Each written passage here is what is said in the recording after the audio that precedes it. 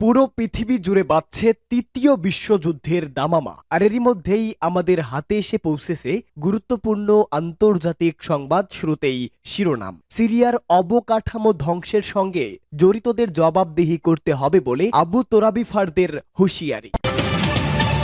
এরপরে জানাবো, সিরিয়ার ভূখণ্ড দখলের জন্য শক্ত ভাষায় ইসরায়েলের নিন্দা করছে মস্কো, সংবাদ সম্মেলনে পুতিন। জানিয়ে দিব, তেল আবিবের পার্কে আবারও ক্ষেপণাস্ত্র হামলা হুতি বিদ্রোহীদের। এদিকে যুদ্ধবিরতি মানছে না ইসরায়েল, ২৫০রও বেশি হামলা। সর্বশেষ জানাবো, আবু জোলানির বিরুদ্ধে ঘোষিত পুরস্কার স্থগিত করল আমেরিকা, হায়াতে তাহরির আশ-শামের নেতার সঙ্গে বৈঠক।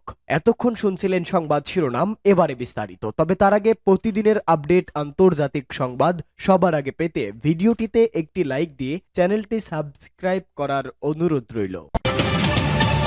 সিরিয়ার অবকাঠামো ধ্বংসের সঙ্গে জড়িতদের জবাবদিহি করতে হবে বলে হজ্জাতুল ইসলামের হুঁশিয়ারি। ইসলামী প্রজাতন্ত্র ইরানের প্রভাবশালী আলেম হজ্জাতুল ইসলাম সৈয়দ মোহাম্মদ হাসান আবু তোরাবিফার বলেছেন, তারা সিরিয়ার অবকাঠামো ধ্বংসের জন্য ক্ষেত্র তৈরি করে দিয়েছে এবং আমেরিকা ও ইহুদিবাদী ইসরায়েল তথা মূল হোতাদের যারা সহযোগিতা করেছে তাদেরকে অবশ্যই মুসলিম জাতিগুলোর কাছে জবাবদিহি করতে হবে। তিনি গতকাল জুমার নামাজের খুতবায় কথা বলেন। তেহরানে জুমার নামাজের খতিব বলেন, ইহুদিবাদী ইসরায়েলের সেনাবাহিনী সিরিয়ার গুরুত্বপূর্ণ অবকাঠামো, বিমান বাহিনী এবং গোয়েন্দা সদর দপ্তর সহ বিভিন্ন স্থানে ৫০০র বেশি হামলা চালিয়েছে। দক্ষিণ লেবাননে পরাজিত হওয়ার পর দখলদার ইসরায়েল আরও নতুন নতুন ব্যর্থতা ঠেকাতে আমেরিকার নেতৃত্বে এবং কিছু আঞ্চলিক দেশের সহযোগিতায় অরক্ষিত সিরিয়ার উপর ঝাঁপিয়ে পড়েছে। সিরিয়ার সাহসী যুবকেরা একদিন তাদের দখলকৃত অঞ্চল মুক্ত করতে সক্ষম হবে বলে তিনি আশা প্রকাশ করেন।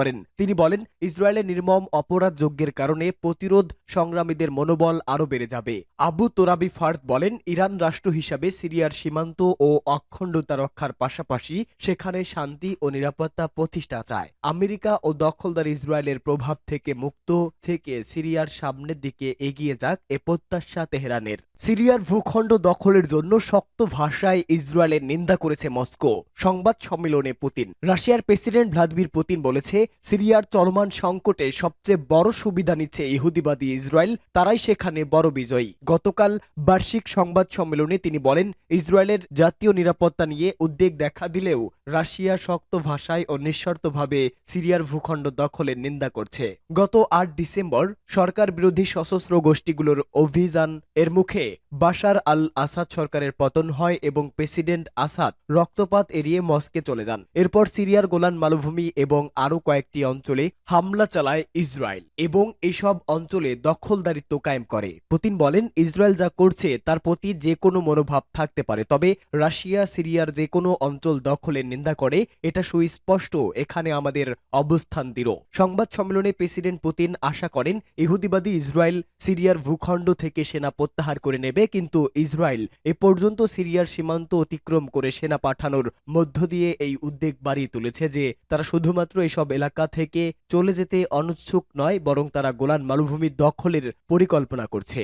তেল আবিবের পার্কে ক্ষেপণাস্ত্র হামলা। ইসরায়েলের তেল আবিবের একটি পাবলিক পার্কে ক্ষেপণাস্ত্র হামলা হেনেছে। এতে ১১ জন আহত হওয়ার খবর পাওয়া গেছে। তাদের অনেকের আশঙ্কাও আশঙ্কাজনক। আল জাজিরার এক তথ্যে এবং দ্য টাইমস অব ইসরায়েলের প্রতিবেদনে বলা হয়, ইয়েমেন থেকে ছোড়া একটি ক্ষেপণাস্ত্র ইসরায়েলের শহর তেল আবিবে আঘাত এনেছে। ক্ষেপণাস্ত্রটি তেল আবিবের একটি পাবলিক পার্কে আশ্রে পড়ে। শিহাব নিউজ এজেন্সি এবং কুডস নিউজ নেটওয়ার্ক জানিয়েছে, হামলায় অন্তত ১১ জন আহত হয়েছে। তবে এক্সের একটি পোস্টে ইসরায়েলি পুলিশ বলেছে যে ক্ষেপণাস্ত্রটি বস্তুগত ক্ষতি করেছে, তবে কোনো মানুষের ক্ষতি হয়নি। পুলিশ ও বোমা বিশেষজ্ঞরা এটাকে সুরক্ষিত করার জন্য কাজ করছে। বাসিন্দাদের ঘটনাস্থল থেকে দূরে থাকার জন্য আহ্বান জানানো হয়েছে।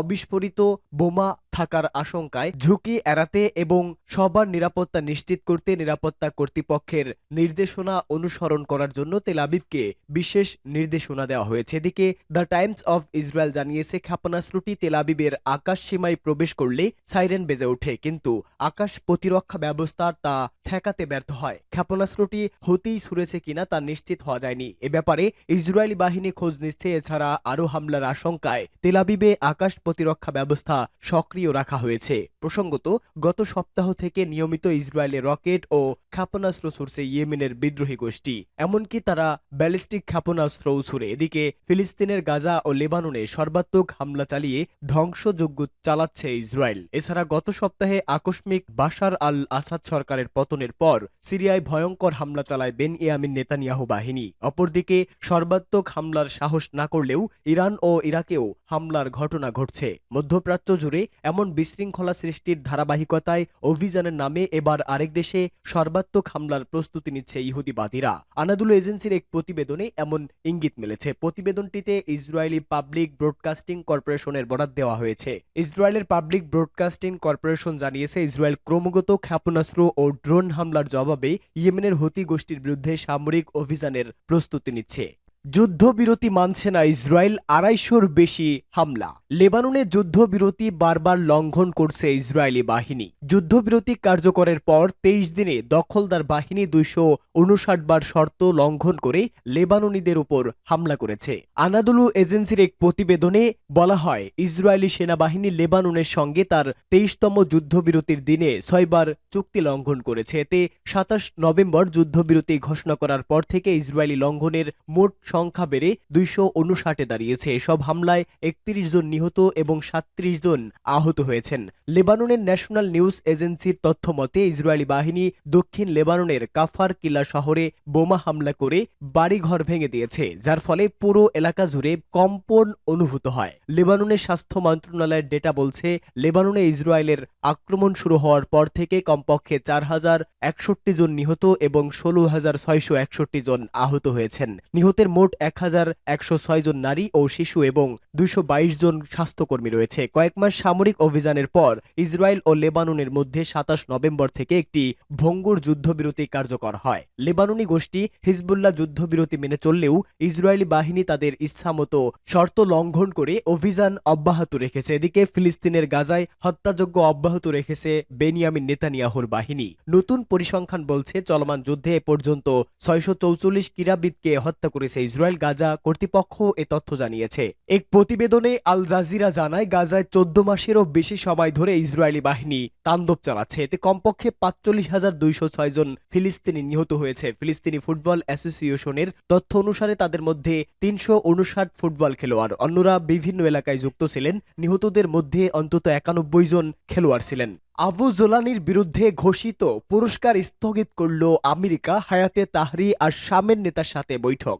সিরিয়ার বিদ্রোহী নেতা আবু মোহাম্মদ আল জোলানিকে আটক করার বিনিময়ে $১ কোটি যে পুরস্কার ঘোষণা করেছিল আমেরিকা, তা স্থগিত করেছে ওয়াশিংটন। পশ্চিম এশিয়া বিষয়ক মার্কিন সহকারী পররাষ্ট্রমন্ত্রী বারবারা লিফ এই ঘোষণা দেন। লিফের নেতৃত্বে একটি প্রতিনিধি দল হায়াতে তাহরির আর শামের নেতা আবু জোলানির সাথে সাক্ষাতের জন্য সিরিয়ার রাজধানী দামেস্ক সফর করেন। এরপর জোলানিকে আটকের জন্য ঘোষিত পুরস্কার স্থগিত করা হয়। উগ্র সন্ত্রাসী গোষ্ঠী আল কায়েদার সাথে জড়িত থাকার অভিযোগে ২০১৭ সালে আমেরিকা জোলানিকে সন্ত্রাসী হিসাবে অভিযুক্ত করে এবং তার সংগঠনকে কালো তালিকাভুক্ত করে। গতকাল দামেস্কে হায়াতে তাহরির আর শামের নেতার সাথে বৈঠকের সময় আবু জোলানিকে তার বিরুদ্ধে ঘোষিত পুরস্কার স্থগিত করার কথা জানান বারবারা লিফ এবং তার ওই বার্তাকে জোলানি ইতিবাচকভাবে নিয়েছেন বলেও জানান মার্কিন ও কূটনৈতিক। পরে এক সংবাদ সম্মেলনে বারবারা লিফ বলেন, আবু জোলানিকে এই কথা নিশ্চিত করা খুব বেশি জরুরি যে সন্ত্রাসী গোষ্ঠীগুলো সিরিয়ায় কিংবা তার বাইরে আমেরিকা ও তার মিত্রদের জন্য কোনো ঝুঁকি সৃষ্টি করবে না। সিরিয়ার প্রেসিডেন্ট বাশার আল আসাদের পতনের পর বারবারা লিফের নেতৃত্বে এটি প্রথম কোনো উচ্চ পর্যায়ের কূটনৈতিক দলের দামেস্ক সফর।